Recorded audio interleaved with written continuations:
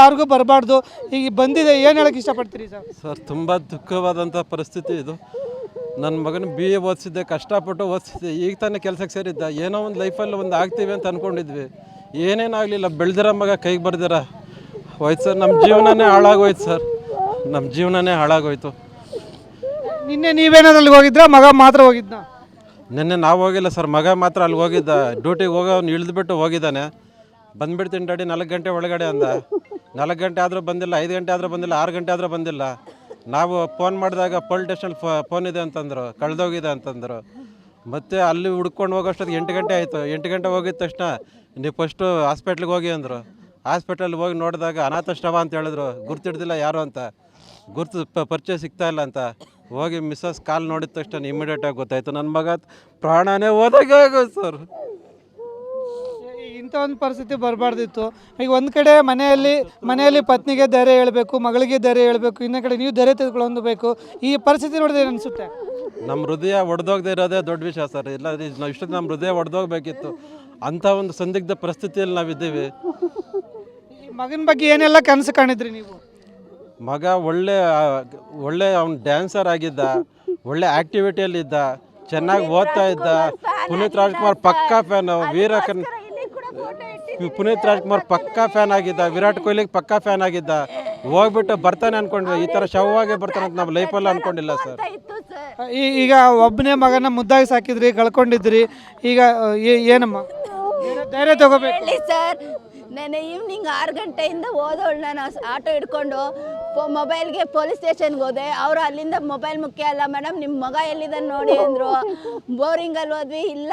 ಆಮೇಲೆ ವೈದ್ಯಗಿಗೆ ಹೋಗಿದ್ವಿ, ಅಲ್ಲಿ ನೋಡಿದ್ರೆ ಅನ್ಐಡೆಂಟಿಫೈಡ್ ಪರ್ಸನ್ ಇದ್ದಾರೆ ಅಂತ ಅಂದರು.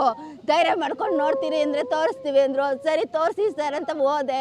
ಅವ್ರು ಜಸ್ಟ್ ಓಪನ್ ಮಾಡ್ತಾ ಇದ್ದಂಗೆ ಅವ್ನ ಕಾಲು ನೋಡಿದ ತಕ್ಷಣನೇ ನನ್ನ ಮಗ ಅಂತ ನನಗೆ ಇದಾಗೋಯ್ತು ಸರ್. ಅವ್ನ ಕಾಲಿಗೆ ನನಗೆ ಅಷ್ಟೊಂದು ಆಯಿತು, ಫುಲ್ಲು ತೆಗಿಯೋಷ್ಟೊತ್ತಿಗೆ ನನ್ನ ಜೀವನಲ್ಲಿ ಇರಲಿಲ್ಲ ಸರ್. ಅಷ್ಟು ಆಸೆ ಇಟ್ಕೊಂಡಿದ್ದೆ ನನ್ನ ಮಗನ ಮೇಲೆ. ನಾನು ಮದುವೆ ಮಾಡಬೇಕು, ನನ್ನ ಲೈಫ್ ಸೆಟಲ್ ಮಾಡಬೇಕು, ಅವ್ನು ಚೆನ್ನಾಗಿ ನೋಡ್ಕೋಬೇಕು ಅಂತ ಏನೇನೋ ಕನಸು ಕಟ್ಕೊಂಡಿದ್ದೆ ಸರ್. ಎಲ್ಲ ನುಚ್ಚುನೂರು ಹೊಟ್ಟೋಯ್ತು ಸರ್. ಒಂದೇ ಸಲ ನುಚ್ಚುನೂರು ಆಗೋಯ್ತು. ಹೋಗ್ಬೇಡ ಅಂತಲೂ ಹೇಳಿದ್ವಿ, ಹೋದ ಸರ್. ಏನಕ್ಕೆ ಹೋದ ಅಂತ ಗೊತ್ತಿಲ್ಲ. ಇದು ಏನಕ್ಕೆ ಮಾಡಿದ್ರು ಸರ್?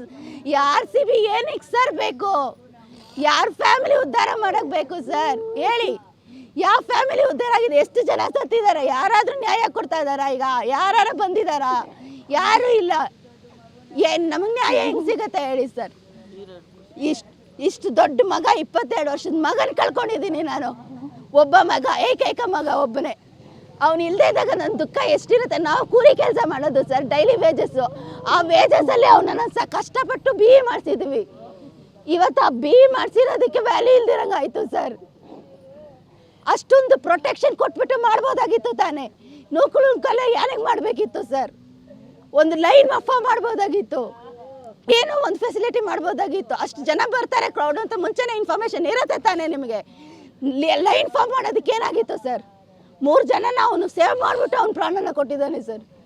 ಇದಕ್ಕೆಲ್ಲ ಯಾರು ಸರ್ ಇದು? ಕೊಹ್ಲಿ ಅಂತ ಮೊನ್ನೆ ನೈಟೆಲ್ಲಾನು ರ್ಯಾಲಿ ಮಾಡಿದ್ದಾರೆ. ನಿನ್ನೆ ಹೋಗಿದ್ದಕ್ಕೆ ಇಷ್ಟು ಅವಂತರ ಆಗಿದೆ ಸರ್.